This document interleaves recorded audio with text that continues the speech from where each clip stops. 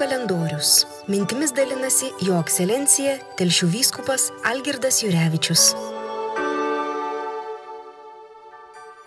Pirmasis Advento sekmadienis. Pradedame Adventą, Dievo laukimo metą. Šiandien bažnyčiose skamba Evangelijos žodžiai.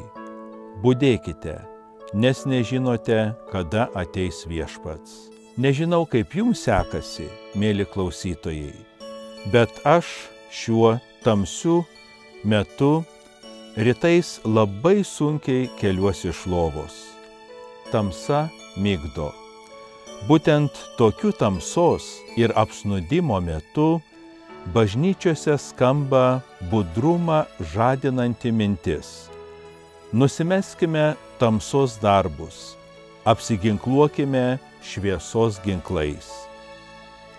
Budėjimas ir laukimas visų pirma asocijuojasi su meile. Juk paprastai laukiame tų, kuriuos mylime. Vaikystėje budėdavau prie lango ir laukdavau iš darbo grįžtančių tėvų, nes jie palepindavo mane kokiu nors skanėstu. Šio infantilumo pėdsakai mūsų kultūroje yra Kalėdų senelio laukimas ir su tuo susiję lūkesčiai, kad jis atneš taip trokštamą laimę.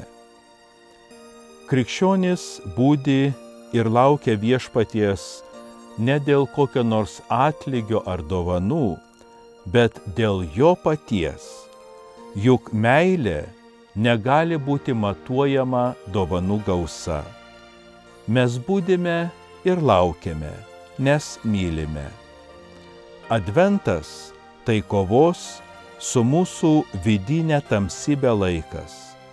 Nors ir norisi taip pasimėgauti tamsa ir pasnausti, tačiau mus žadina ateinančios Dievo šviesos viltis.